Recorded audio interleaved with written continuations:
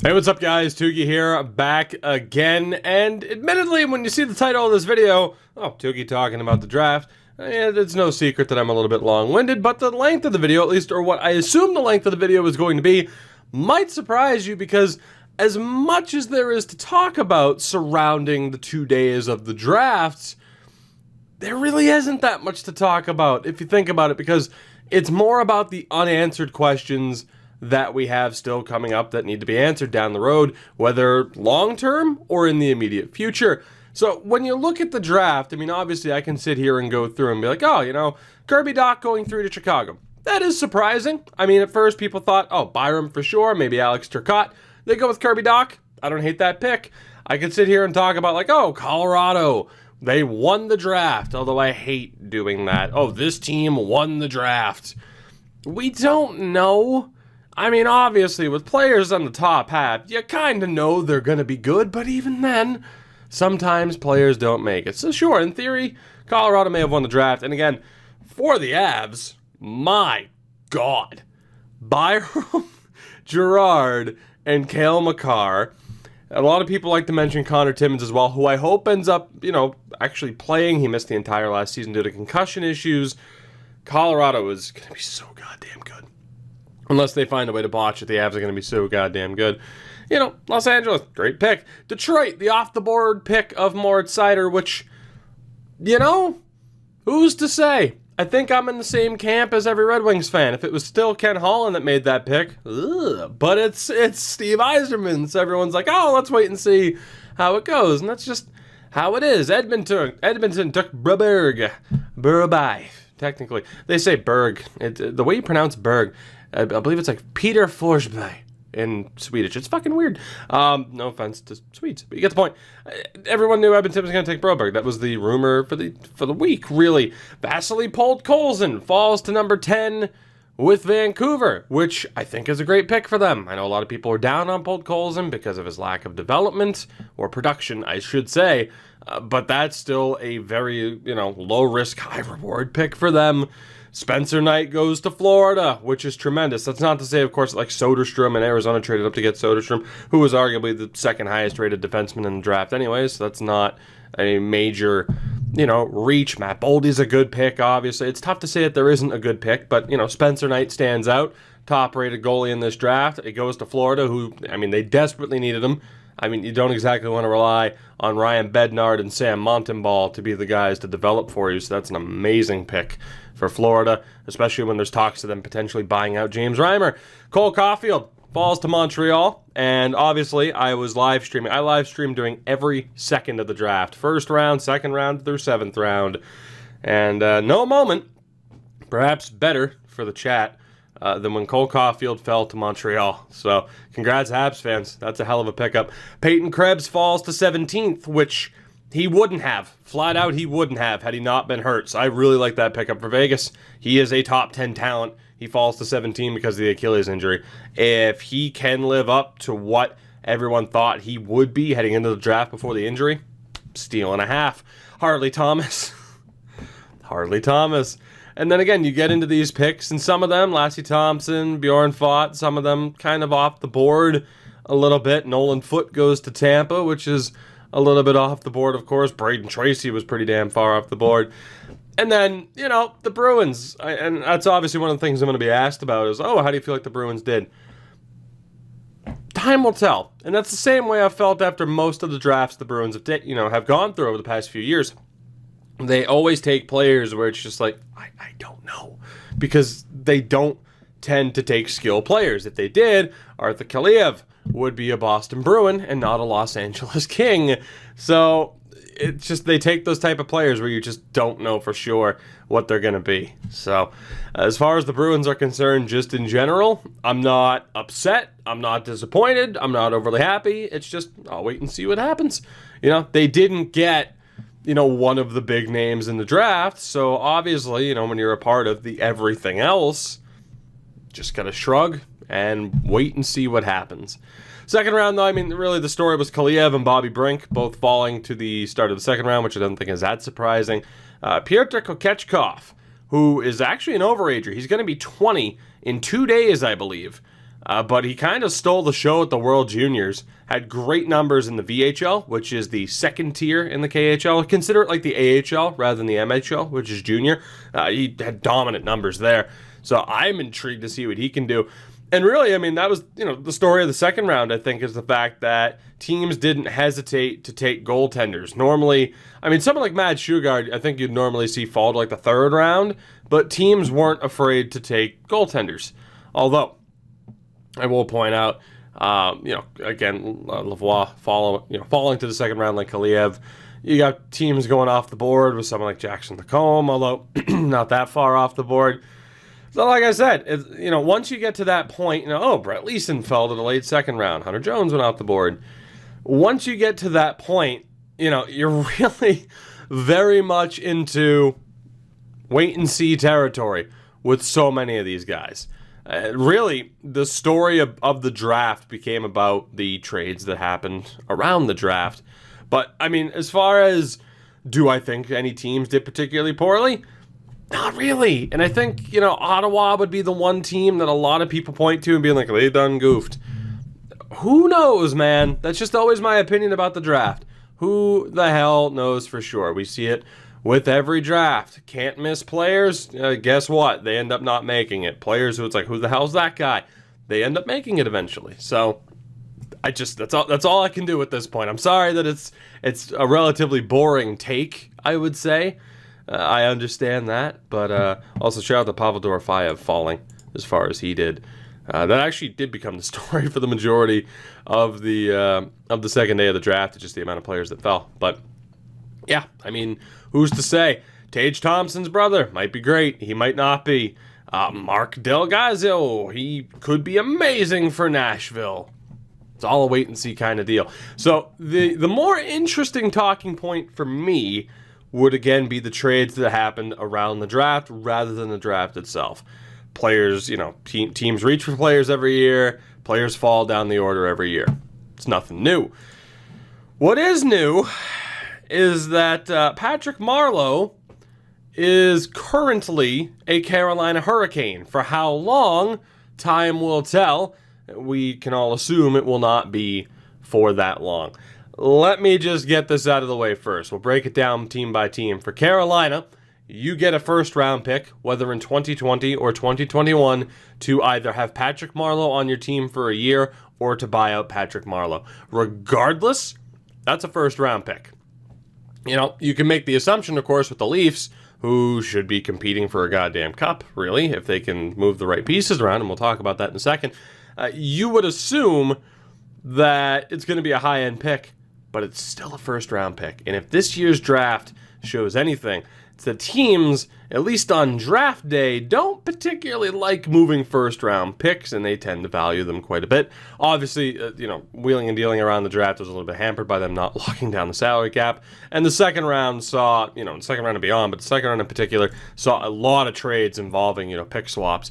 But for the Hurricanes, whether Marleau's on your team, whether he's not, you get a first-round pick. It's a pretty good bit of business there. And for the Leafs, you get back what you should get back. Nothing.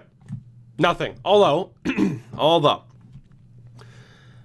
I mean, the big thing to get back is cap space. That's, again, as much as that's nothing, the thing that they get rid of is the $6.25 million per, with no salary retained, of Patrick Marleau. I love the structure of this deal for both teams, unlike a certain trade involving the Vancouver Canucks we're going to talk about in a minute. But I think it's a great deal. Hurricanes get the pick. Whether or not they keep Marleau, who really cares? The Leafs get what they need. They don't have to retain. They free up the space. Everybody wins. And again, Carolina gives up nothing to make this happen, and that's how it should be. The Leafs getting nothing back other than freeing up that cap space. And then we go to the other big trade of the morning before the draft started.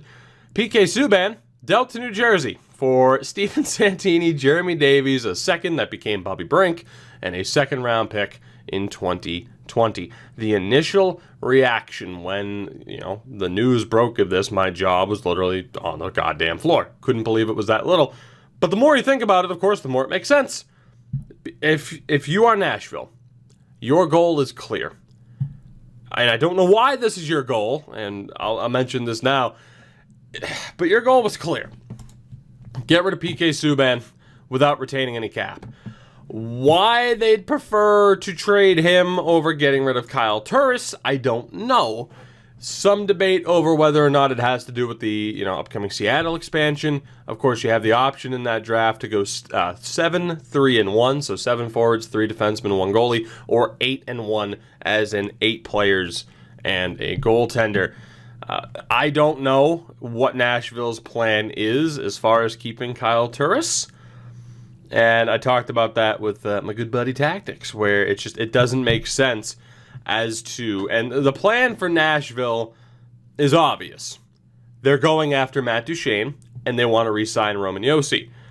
But just nothing about trading Subban to me really makes a ton of sense, because if you think about it, as far as what forwards Nashville would protect in the Seattle expansion, Johansson, Forsberg, Arvidsson, and then from there, who are you really worried about? Wayne Simmons is going. Who are you worried about? And of course, then you have Ellis, Josi, Matthias Ekholm. Then you could argue PK.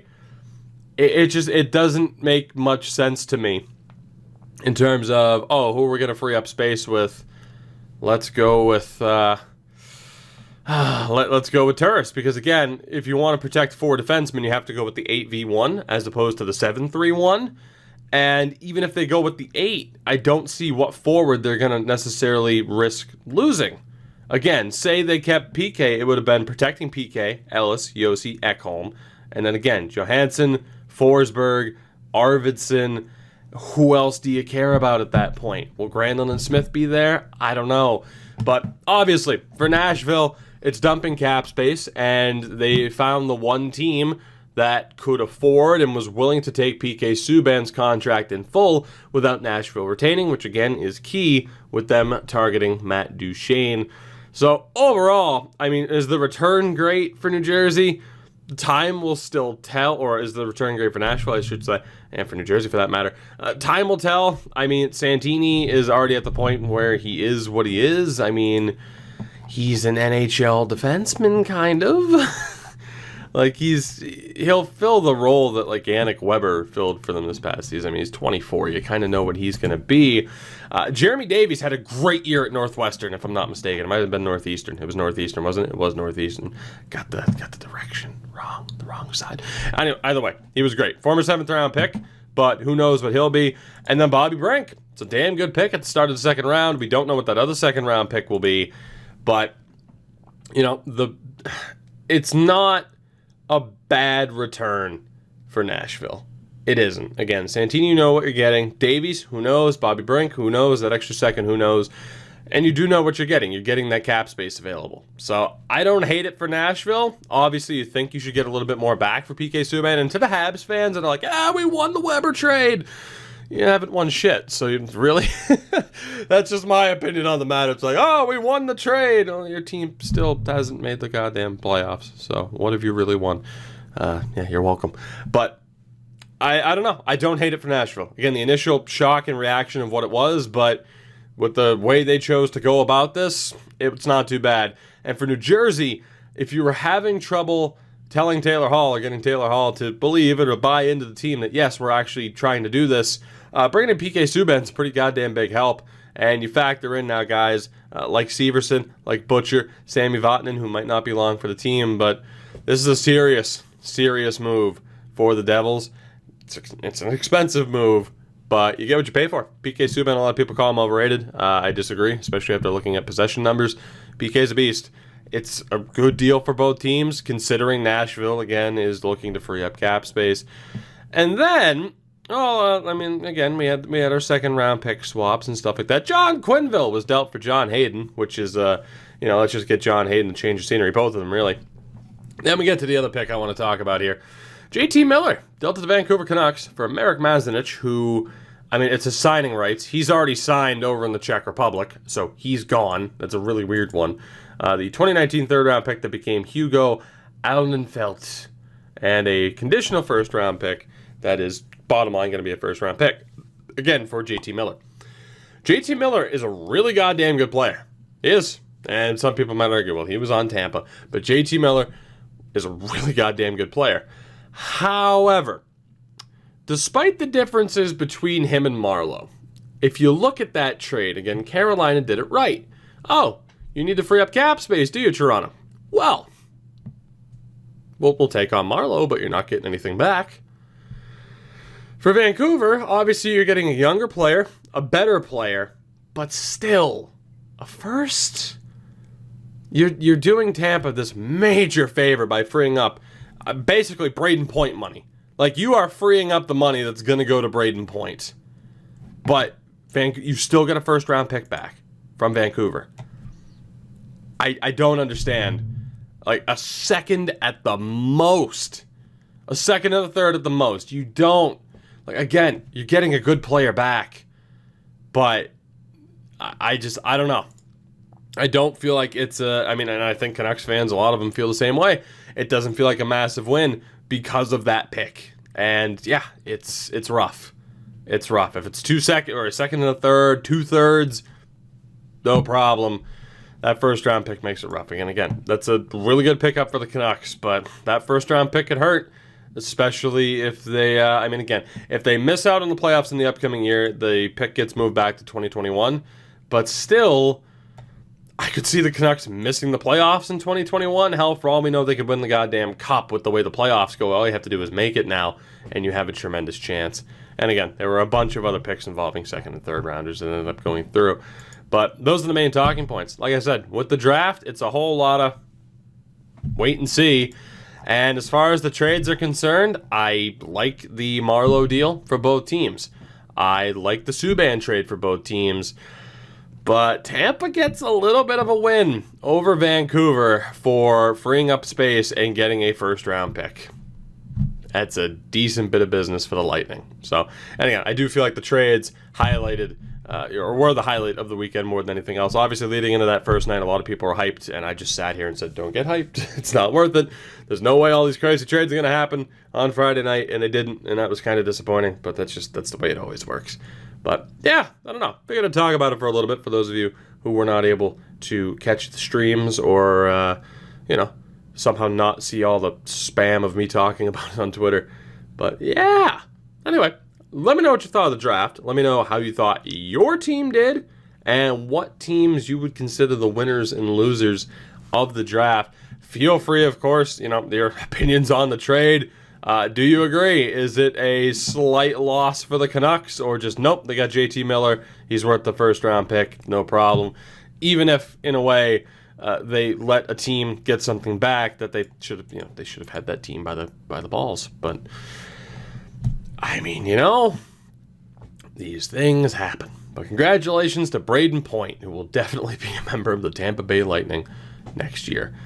I'm going to head out of here. Thank you very much for watching. I'll catch you next time. Hooray for Hockey Talk. We're not done yet, though. Again, a lot of stuff to clear up. The Mitch Marner thing, a whole bunch of stuff still. Hockey season's not done until like the second week of July.